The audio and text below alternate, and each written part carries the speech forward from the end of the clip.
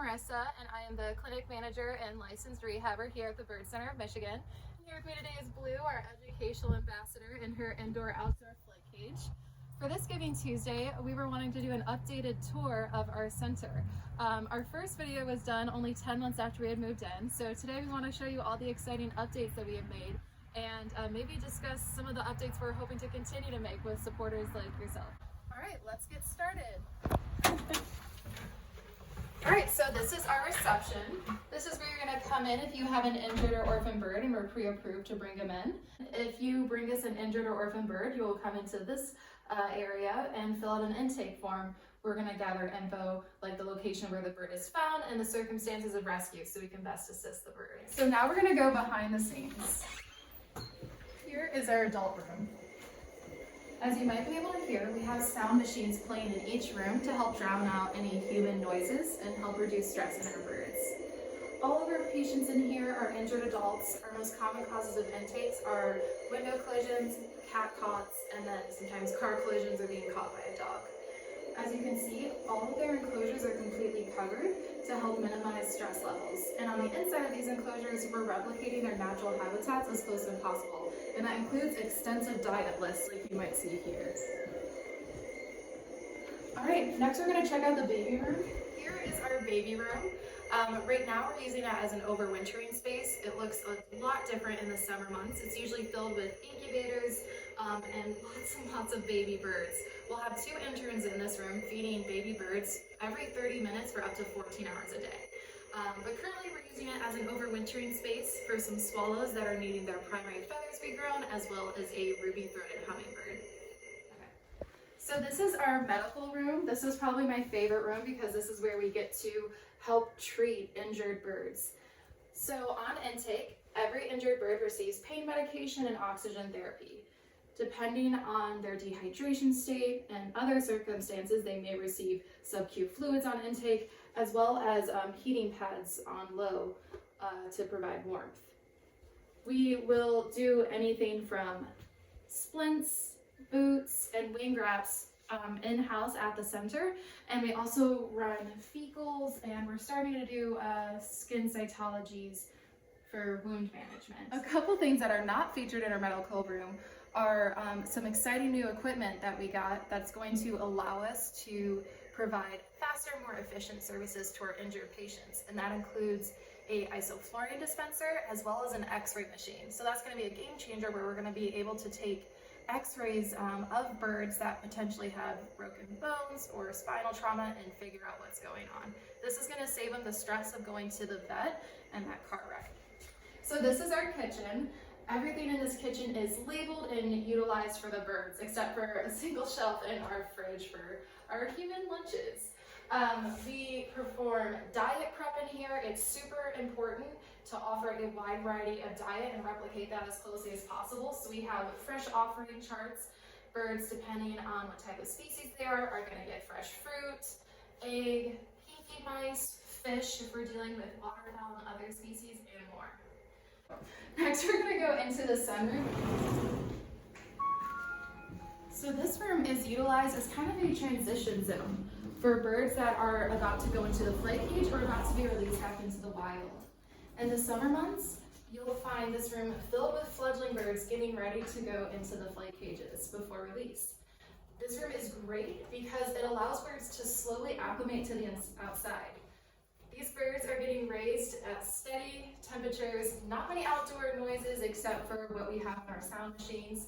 But this room right here is going to allow them to get used to that unpredictable Michigan weather, hear natural bird calls, and get used to having more sunlight and everything else.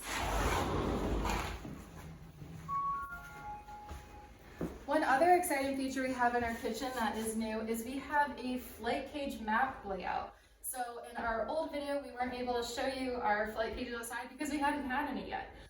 Now we have quite a few, and we have so many that we have to have a chart. So it's really exciting, and I'm gonna head outside with you guys and show you that area next. So before we show you our flight cages, we're gonna show you our upgraded pole barn that has electricity now, and will soon have water.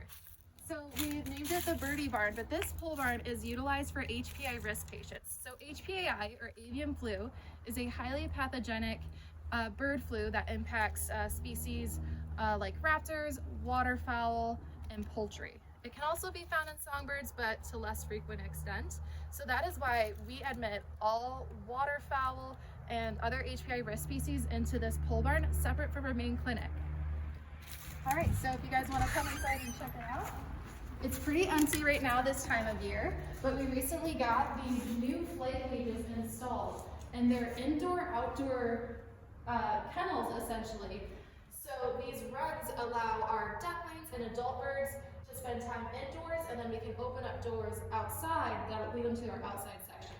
We're also going to be getting these indoor pools installed, so they have a natural dip instead of having to use a kiddie pool like in the past.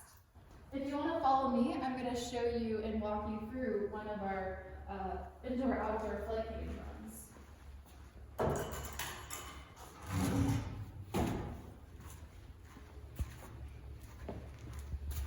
So this inside section might be utilized at first for younger ducklings that need constant heat and can't be outside.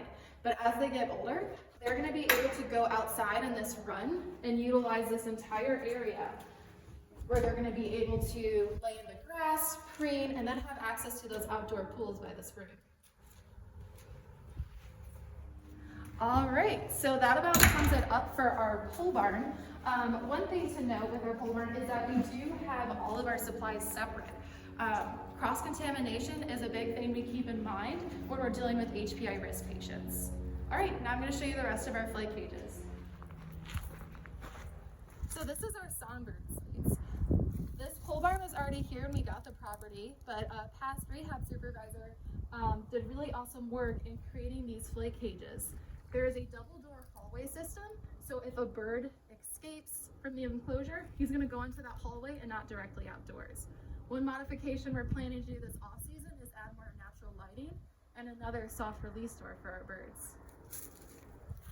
So this right here is our first set of flight cages. It was originally a chicken coop when we first came to the bird center, and we converted it into these 3 separate flight cages you see here.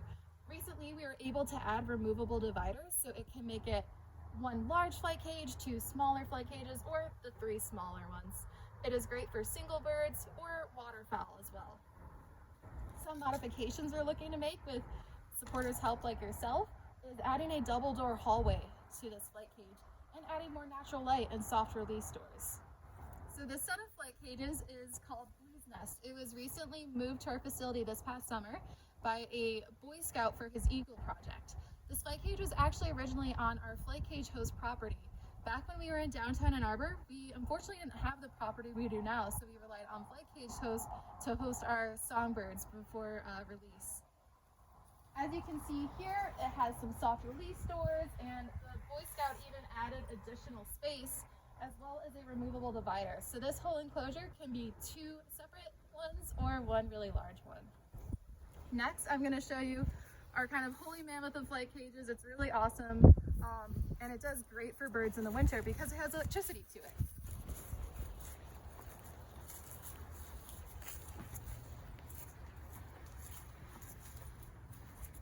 So this set of flight cages we jokingly refer to as a mansion, but it's this really secure structure that has a large double door system as well as electricity running to each flight cage.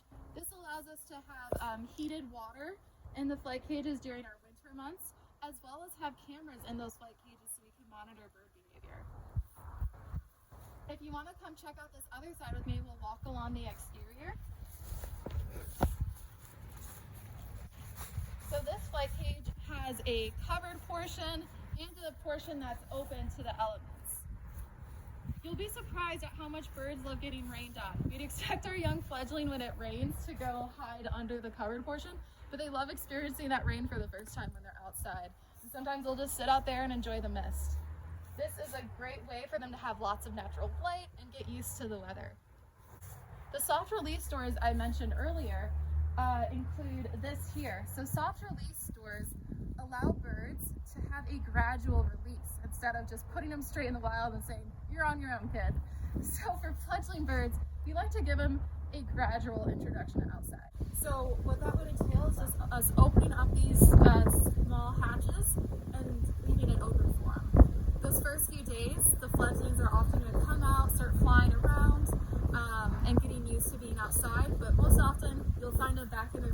cages very early the next morning because it's dark outside and scary for them those first couple of nights. After about that third or fourth day, they're usually no longer in sight and they've gotten acclimated to being in the wild. So this is our hummingbird hostel. Fun fact, it used to house an alligator. Don't know how that works, but a very kind person donated this to us, and we now use it for pre-release flight cage for young hummingbirds, as well as short-term stays for migrating warblers when they're coming in due to collisions. So the only thing that we didn't give you a tour of today is our basement, which contains a fledgling room and quarantine room, which are thankfully empty right now. So thank you so much for joining me today on this virtual tour of the Bird Center.